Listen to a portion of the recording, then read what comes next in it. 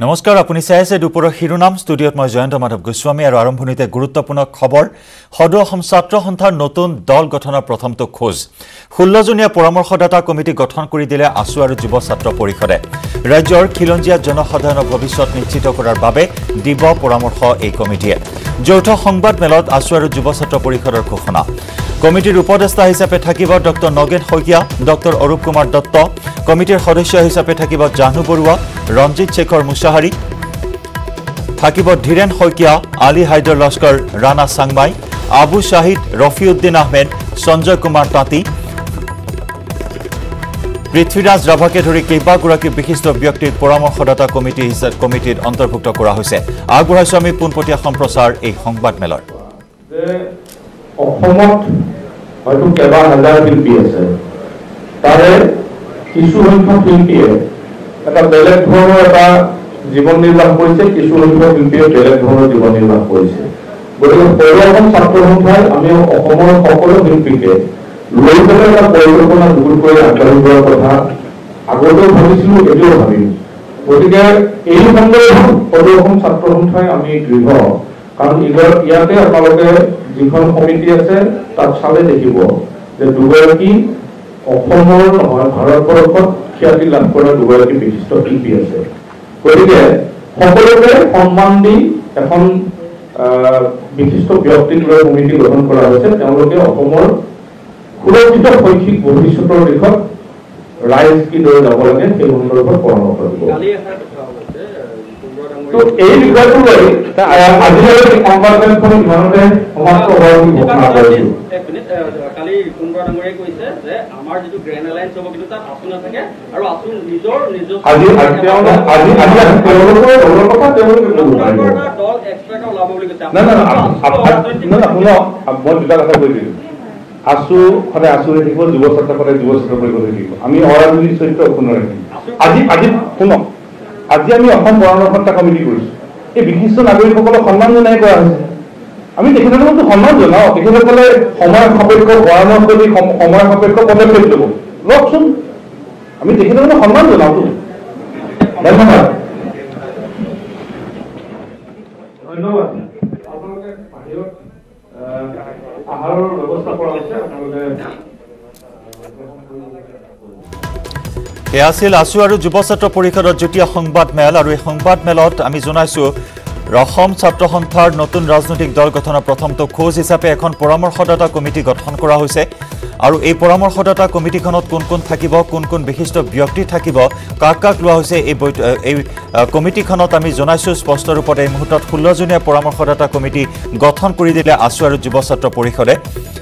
আৰু এই কমিটিখনত থাকিব উপদেষ্টা হিচাপে ডক্টৰ নগেন শইকীয়া ডক্টৰ অৰূপ কুমাৰ দত্ত কমিটিৰ সদস্য হিচাপে থাকিব জাহ্নু বৰুৱা ৰঞ্জিত শেখৰ মুছাহাৰী ধীৰেন শইকীয়া আলী হাইদৰ লস্কৰ ৰাণা সাংমাই আবু শাহিদ ৰফিউদ্দিন আহমেদ সঞ্জয় কুমাৰ তাঁতী এই 16 জনীয়া কমিটিখনত কোন কোন থাকিব আমি জনাইছো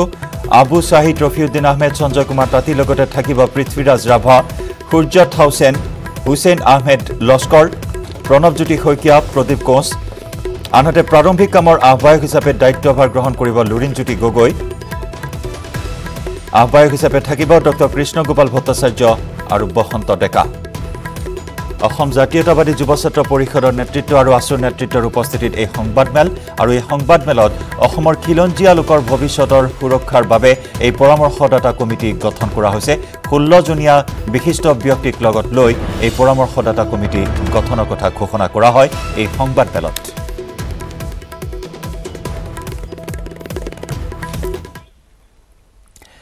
পৰৱৰ্তী খবৰ বলিউডৰ জনপ্ৰিয় অভিনেতা সুশান্ত সিং ৰাজপুতৰ ৰহস্যজনক মৃত্যু সন্দৰ্ভত সিবিআইক তদন্তৰ দায়িত্ব দিলে উচ্চতম ন্যায়ালয়ে আজি উচ্চতম ন্যায়ালয়ে দিলে এই নিৰ্দেশনা আৰু মুম্বাই আৰক্ষীক সিবিআইক সহযোগ কৰিবলৈ নিৰ্দেশ দিয়ে উচ্চতম ন্যায়ালয়ে বিহাৰ আৰক্ষীয়ে ৰুজু কৰা গোচৰ বৈধ বুলিও আজি স্পষ্ট কৰি দিয়ে সৰ্বোচ্চ ন্যায়ালয়ে সুশান্তৰ মৃত্যুৰ যিকোনো গোচৰত তদন্ত কৰিব পাৰিব সিবিআইয়ে অত্যন্ত প্ৰত্যাশিত এটা খবৰ এই মুহূৰ্তত আমি জনাইছো সকলো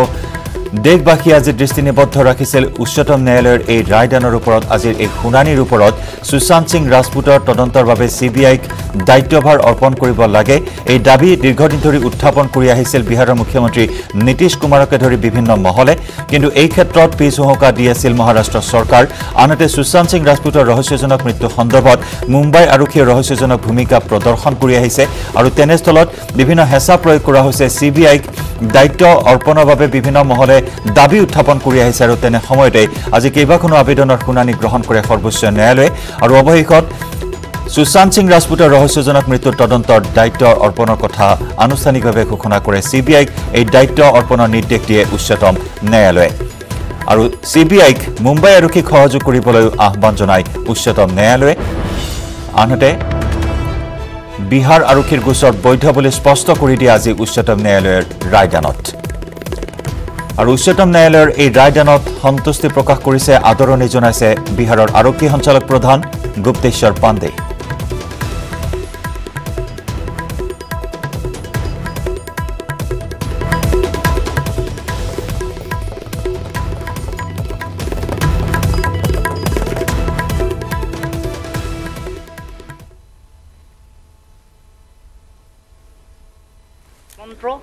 যেটো অৰাজনৈতিক শক্তি যেটো সংগ্ৰামী সত্তা এটো সৰ্বকালৰ কাৰণে জীয়াই ৰাখে নিৰ্বাচনত অৱতীৰ্ণ হ'ব নিৰ্বাচনী প্ৰাৰ্থিত্ব আগবঢ়াব বুলি ওলাইছে কোনোবা এটা দলত বা নতুন দল হ'ব পাৰে এই কথাটো কিমান স্পষ্ট আপোনাৰ এইবোৰ সকলো হাইপথেটিকেল কথা মানুহে এটা পূৰ্ব এটা ধাৰণা প্ৰকৃত কথাৰে আমি আলোচনা কৰিতো লাভ নাই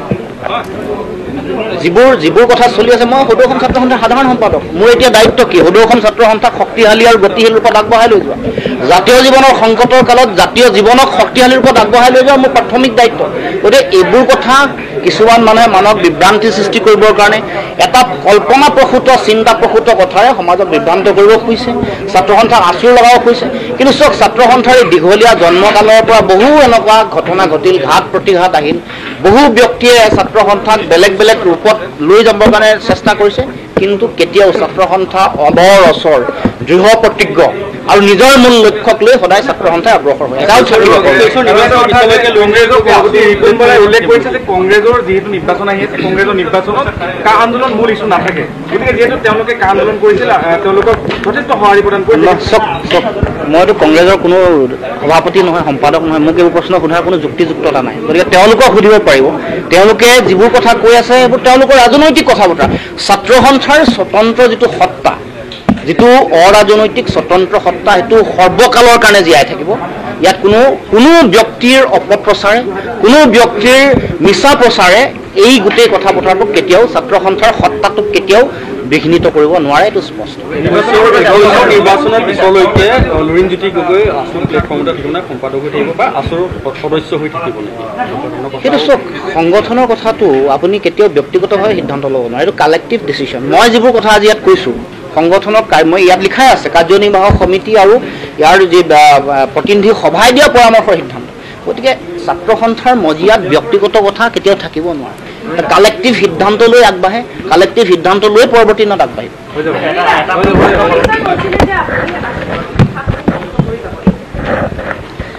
তেওঁ কেনেকুৱা ইতিহাস গঢ়িলে সেই কথা ৰাইজে জানে গতিকে কোৱাৰ প্ৰয়োজনীয়তা নাই তেওঁৰ বিগত সময়ৰ ইতিহাস আৰু আমি ক'ব লাগে জানো সকলোৱে নিজেই লাজ পায় ক'বলৈ আৰু ছাত্ৰ সন্থাৰ যিসকল কৰ্মকৰ্তা আছে তেওঁলোকেতো অতি লাজ পায়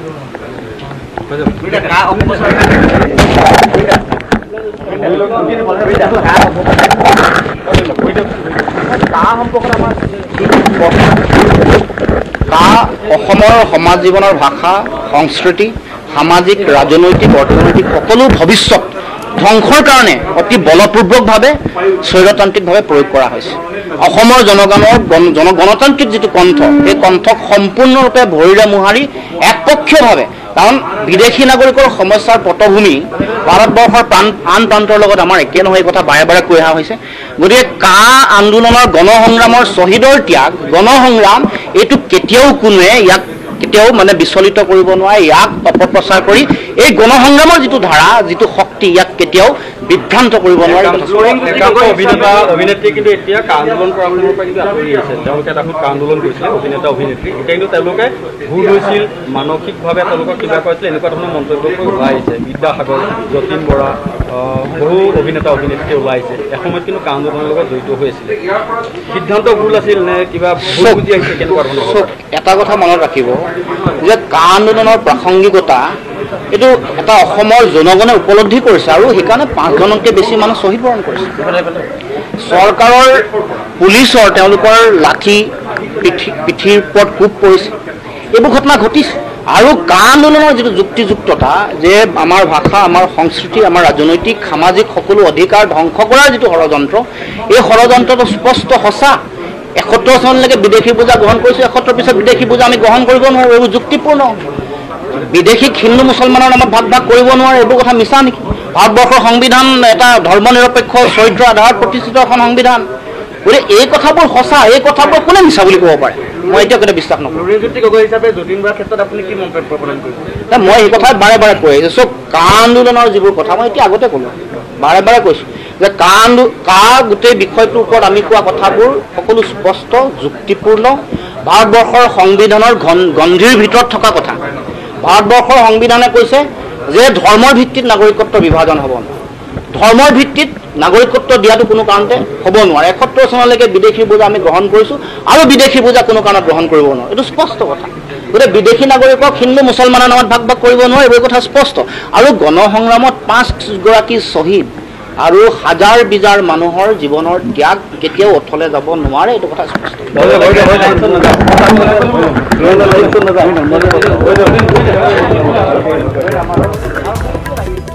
আৰু সেয়া আছিল সদৌ অসম ছাত্ৰ সন্থাৰ সাধাৰণ সম্পাদক লুৰিণজ্যোতি গগৈ। আৰু লুৰিণজ্যোতি গগৈ সংবাদ মাধ্যমৰ সন্মুখত কেইবাটাও গুৰুত্বপূৰ্ণ কথা উল্লেখ কৰিছে আৰু বিশেষভাৱে কোৱা হৈছে যে পৰামৰ্শদাতা কমিটি গঠন কৰা হৈছে আৰু এই কমিটিয়ে যেনেভাৱে পৰামৰ্শ দিয়ে অনাগত সময়ত সেই অনুসৰি তেওঁলোকে আগবাঢ়িব। অসমীয়াৰ খিলঞ্জীয়া মানুহৰ স্বাৰ্থত তেওঁলোকে কাম কৰিব আৰু অসমৰ খিলঞ্জীয়া মানুহৰ ভৱিষ্যত সুৰক্ষিত কৰাৰ স্বাৰ্থত অসম পৰামৰ্শদাতা কমিটিয়ে যি সিদ্ধান্ত ল'ব সেই সিদ্ধান্ত মানি চলিব বুলি উল্লেখ কৰা হৈছে।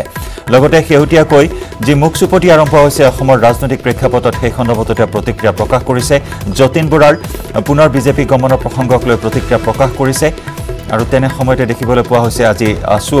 ৰাজনৈতিক দল গঠনৰ প্ৰথমটো খোজ। এই মুহূৰ্তত আমি জনাইছোঁ আজি সংবাদমেলত আছু আৰু অসম জাতীয়তাবাদী যুৱ ছাত্ৰ পৰিষদৰ নেতৃত্বৰ যুটীয়া সংবাদমেলত প্ৰথমটো খোজ। অনাগত সময়ত তেওঁলোকে কেনেদৰে আগবাঢ়িব সেয়া অসম পৰামৰ্শদাতা কমিটিৰ সিদ্ধান্ত মৰ্মে তেওঁলোকে আগবাঢ়িব।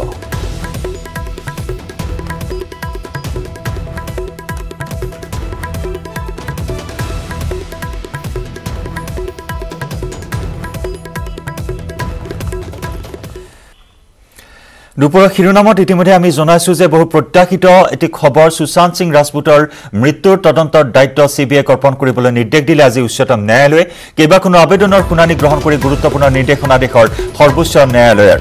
আৰু সুশান্ত সিং ৰাজপুতৰ তদন্তৰ ক্ষেত্ৰত CBIক মুম্বাই আৰক্ষীক সহযোগিতা আগবঢ়াবলৈ নিৰ্দেশ দিয়ে উচ্চতম ন্যায়ালয়ে। আনহাতে বিহাৰ আৰক্ষীৰ ৰুজু কৰা গোচৰ বৈধ বুলি আজি স্পষ্ট কৰি দিয়ে উচ্চতম ন্যায়ালয়ে। সুশান্তৰ মৃত্যুৰ যিকোনো গোচৰত তদন্ত কৰিব পাৰিব CBIয়ে। আৰু উচ্চতম ন্যায়ালয়ৰ এই ৰায়দানক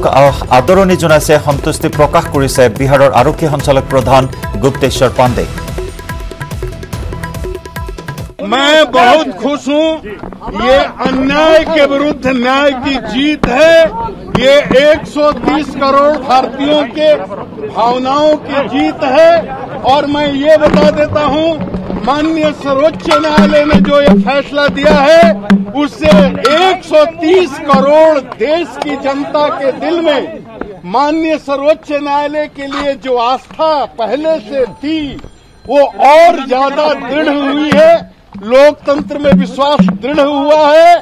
और अब लोगों के अंदर ये उम्मीद बनी है कि सुशांत सिंह राजपूत के मामले में निश्चित रूप से न्याय होगा। परिवार के लिए कितनी बड़ी खबर, परिवार के लिए कितनी बड़ी ये पूरे देश के लिए बहुत बड़ी खबर है। हमको अनुसंधान नहीं करने दिया जा रहा था और हमने अपने IPS अफसर को भेजा, उसको कैदी की तरह रात में 12 बजे क्वारंटाइन कर दिया गया। उसी से लोगों को लग रहा था कि कोई न कोई गड़बड़ है। हम लोगों ने जो भी काम किया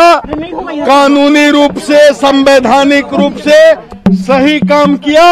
माननीय सर्वोच्च न्यायालय ने इस पर अपनी मुहर लगा दी है। हम लोग इसमें आगे यही उम्मीद करते हैं कि लोगों को धीरज के साथ इंतजार करना चाहिए। नतीजा आएगा, निश्चित आएगा, क्योंकि ये केवल एक आदमी की लड़ाई नहीं है, एक परिवार की लड़ाई नहीं है, ये गुप्तेश्वर पांडे की कोई व्यक्तिगत लड़ाई नहीं है, ये हिंदुस्तान की 130 करोड़ जनता जो न्याय चाहती है उसकी लड़ाई है। रिया में कुछ कमेंट्स किए थे मुख्यमंत्री नीतीश कुमार। बिहार के मुख्यमंत्री पर कमेंट करने की औकात रिया चक्रवर्ती की नहीं है। जी, उसने कुछ किए थे, उसको रिया चक्रवर्ती की औकात नहीं है बिहार के मुख्यमंत्री पर टिप्पणी करने की, कमेंट। Breaking news. সান্ধ্য আইনৰ মাজতে পাঠশালাত চুৰি কাণ্ড। হোটেলত তলা ভাঙি চোৰে লুটিলে নগদ ধন, চোৰে লুটি নিলে হোটেলত ব্যৱহৃত বানবাটিও। সিসি কেমেৰাত বন্দী হল লুটপাটৰ এই দৃশ্য। পাঠশালা আৰক্ষী চকীত এজাহাৰ দাখিল কৰা হৈছে। চোৰৰ সন্ধানত আৰক্ষীয়ে অব্যাহত ৰাখিছে তদন্ত। সান্ধ্য আইনৰ মাজতে পাঠশালাত সংঘটিত হল এই চুৰিকাণ্ড। হোটেলত তলা ভাঙি চোৰে লুটি লৈ গল নগদ ধন, চোৰে লুটি নিলে হোটেলত ব্যৱহৃত বানবাটিও। সিসি কেমেৰাত বন্দী হৈছে লুটপাটৰ সমগ্ৰ দৃশ্য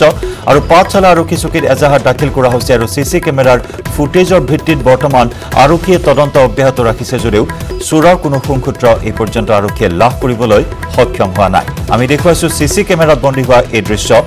সান্ধ্য আইন বলবৎ হৈ থকাৰ সময়তে নিশা এনেদৰে এখন হোটেলত প্ৰৱেশ কৰিলে চোৰ আৰু কেছ কাউণ্টাৰৰ পৰা নগদ ধনসহ আন কেতবোৰ গুৰুত্বপূৰ্ণ সা সামগ্ৰীলৈ উধাও হ'ল চোৰ। সোমাইছে বোধহয় এতে তালাটো ভাঙছে, তালা ভাঙি এতে সোমাইছে, কেছৰ পৰা পইচা নিছে, মানবাতি আছিল, মানবাতিটো লৈ গৈছে, গুৱাহাটীতে মানবাতি আছিল, চব আছে প্ৰায় 15,000 মান টকা অনুমানে। কিবা অলপ কালি ভাল হ'ব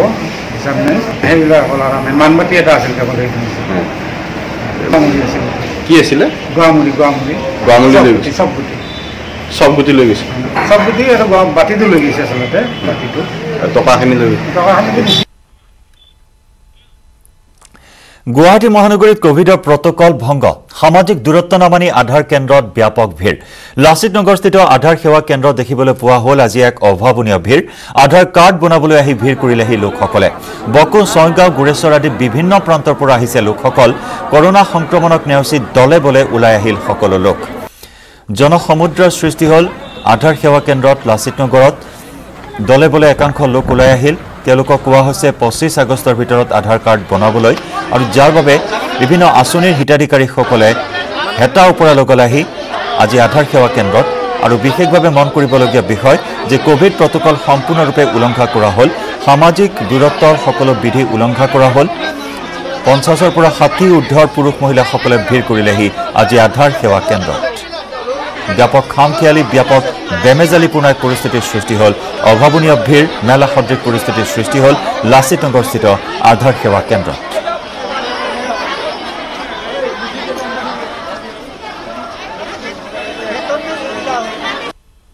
চৰকাৰী ঘৰ দিম বুলি কৈছে, চৰকাৰী আধাৰ কাৰ্ড বনাব আহিছোঁ। আধাৰ কাৰ্ড নবনালে বোলে চৰকাৰী ঘৰ নেদে, সেইটোৰ কাৰণে আধাৰ কাৰ্ড বনাবৰ কাৰণে আহিছোঁ। নাই, গমেই দিয়া নাই, গম পোৱা নাছিলোঁ, এতিয়াহে গম দিল। কোনদিনা বন্ধ এতিয়া আহিব লগা হৈছে, এতিয়া নাহিলে উপায় নাই। আগতে জানা হ'লেতো আগতে বনালোহে। আমি বকডিলিঙৰ পৰা আহিছোঁ।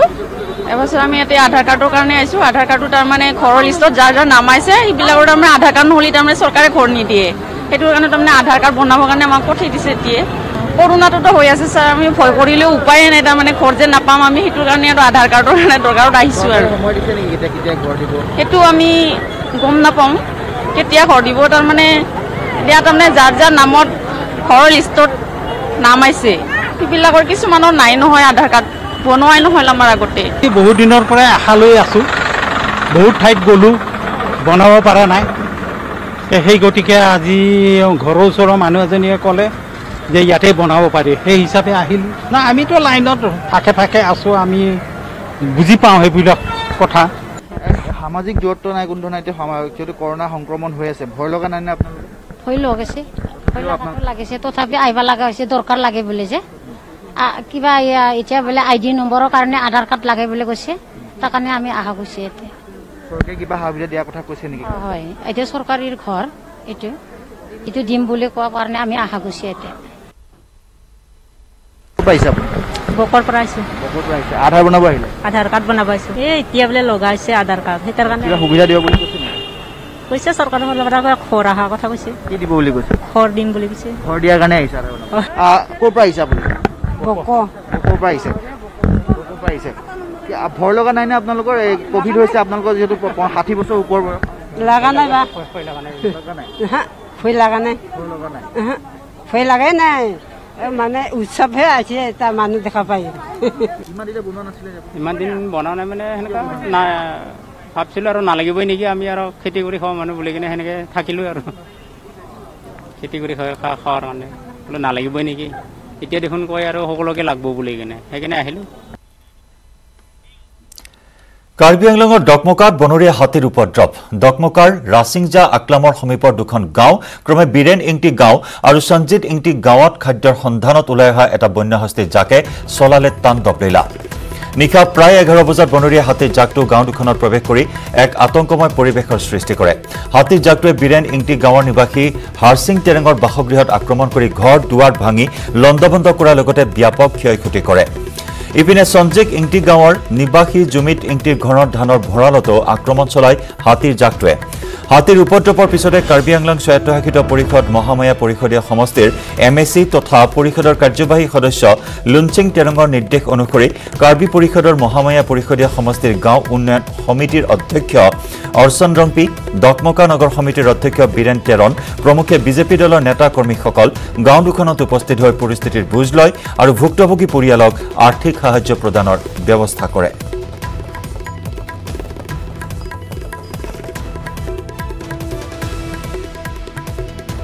এই ৰাতি সময় যায় আপুনি দেখিছিলোঁ এই হাতী আহি পেলাই যাতে ঘৰ ভাঙি পেলাই খাই দিলে ধানটো কেইটা হাতী আহিছে ৰাতিটো আমিতো ক'ব নোৱাৰো কেইটামান আছিল 3-4মান আছিল প্ৰত্যেক ঘৰত উপস্থিত হৈছোঁ আৰু প্ৰত্যেক ঘৰত আমি যিখিনি সহায় কৰিব পৰাখিনিক আমি সহায় কৰি গৈ আছোঁ আৰু এইখিনিত আমি ফৰেষ্ট ডিপাৰ্টমেণ্টক পুনৰ আকৌ আমি জনাম যে এই হাতীবোৰক কেনেকৈ মানে আঁতৰাই দিব পাৰোঁ অসম মেঘালয় সীমান্তত পুনৰ উত্তেজনা অসমৰ ভূমিত দীৰ্ঘদিন ধৰি ভয় ভাবুকিৰে মেঘালয়ে অব্যাহত ৰাখিছে আগ্ৰাসন এইবাৰ বকুৰ লাম্পি আৰু পশ্চিম গুৱাহাটীৰ সমষ্টিৰ মুডুকি অঞ্চলত মেঘালয়ৰ আগ্ৰাসনক লৈ সৃষ্টি হয় উত্তেজনাময় পৰিস্থিতিৰ বৃহত্তৰ মুডুকি অঞ্চলত প্ৰায় 15খনকৈ গাঁৱৰ বিদ্যালয় স্থাপন বিদ্যুৎ খোৱা পানী আদি যোগান আদিৰে কৌশলেৰে আগ্ৰাসন অব্যাহত ৰাখিছে মেঘালয়ৰ দুৰ্বৃত্তই মুডুকি আৰু জেমিৰ গাঁও অঞ্চলত অসম চৰকাৰে নিৰ্মাণ কৰি থকা পথ আৰু দলঙৰ কামো ভয় ভাবুকি প্ৰদানেৰে বন্ধ কৰি দিয়ে মেঘালয় চৰকাৰে এই ঘটনাক কেন্দ্ৰ কৰি দুদিন ধৰি অঞ্চলটোত অব্যাহত আছে তীব্ৰ উত্তেজনা যেটো প্ৰথমতে হাইকোৰ্ট হলা হাইকোৰ্ট কৰি বন্ধ কৰি থলা হাইকোৰ্টটো খোলা হৈছে খোলা হৈ এতিয়া তাৰমানে কি তেওঁলোকৰ মতে কিবা এটা লাগে তাৰ তেওঁলোকে দাবী কৰি আছে আমাৰ এইখিনি মেঘালয় বুলি দাবী কৰি আছে কিন্তু আপোনালোকে জনাত অসমৰে আমি এখানে মণ্ডল আছিল মণ্ডল ৰাইজে চালা হেৰি নথি পত্ৰবিলাক চালা গতিকে তেওঁলোকৰ এটা এনজে পাৰ্টি এটা জানাত শুনাত গম পাওঁ তেওঁলোকে দাবী কৰি আছে মেঘালয়ৰ পৰা কোন আহিব মেঘালয়ৰ পৰা যোৱাকালি ৰাজা অহা গৈছে তেখেতে কাম বন্ধ কৰি থৈছে ইয়াত আৰু ক'ত কৈছে ইয়াত আৰু হেৰি জিমিৰি গাঁও এইখিনি কি ঠাই এইখিনি অহৰখিনি মুডুকি বুলি কয় অহৰখিনি ফালখোৱা বুলি কয় বৰ্তমান আপোনালোকে কাম চলাই আছে হয় আমি ৰাইজৰ তত্বাৱধানত কাম চলাই আছোঁ বাৰে বাৰে কংগ্ৰেছ নেতৃত্বৰ সমন্বয়হীনতাৰ বহিঃপ্ৰকাশ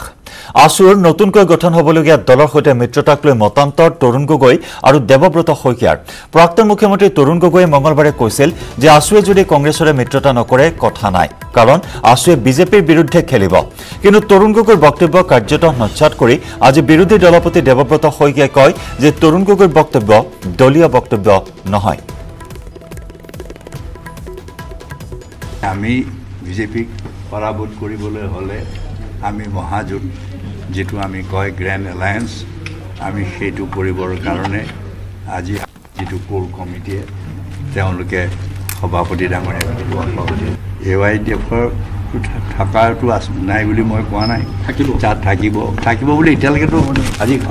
হেৰিয়ে হৈছে কি কয় অথৰিটি দিয়া হৈছে ফৰ্মেলি আমি এতিয়া কথা পাতিম আমাৰ কি হেৰি আঞ্চলিক দল যেটো আছে ভূঞা তেওঁলোকৰ লগতো আমাৰ দুৱাৰ খোলা আছে আছুৱে নকৰে আমাৰ তাত আপত্তি নাই তেওঁলোকে নিজৰভাৱে নিৰ্বাচন নামিব কৰিছে আমি তাতো আমাৰ আপত্তি নাই আমি ভালেই পাইছোঁ কাৰণ তেওঁলোকোতো বিজেপিৰ বিৰুদ্ধে আজি তেওঁলোকক এই নিৰ্বাচনত যোগ দিব ছাৰে ব্যক্তিগতভাৱে যিকোনো মন্তব্য ছাৰে নিশ্চিতভাৱে দিব পাৰে সেইটোত আমি কোনেও ছাৰক মানে সেই ক্ষেত্ৰত বাধা নিদিওঁ বা আমি তেখেতৰ লগত আমাৰ মতানৈক্য বুলি ক'ব নোৱাৰোঁ সেইটো তেখেতৰ ব্যক্তিগতভাৱে এটা সিদ্ধান্ত হ'ব পাৰে কিন্তু যোৱাকালি আমি পুনৰবাৰ কৈছোঁ যে আমি কাকো বাদ দি পেলাই যাতে আমাৰ ডিভিজনক ভোট হৈ পেলাই আমাৰ যিটো বিজেপি বিৰোধী শক্তি নষ্ট হয় সেই কথাটোত আমি মানে যাতে সকলোৱে তাৰ বিৰুদ্ধে আমি কেনেকৈ একত্ৰিত হ'ব পাৰোঁ সেই কথাটো চিন্তা কৰিছোঁ সেই গতিকে আছুকো নিশ্চয় আমি আহ্বান জনাম কোনোবাই আমাৰ আহ্বান কৃষক মুক্তিৰ প্ৰতিও থাকিব দুপৰীয়া শিৰোনামত পুনৰ লৈছোঁ আন এটি চমু বাণিজ্যিক বিৰতি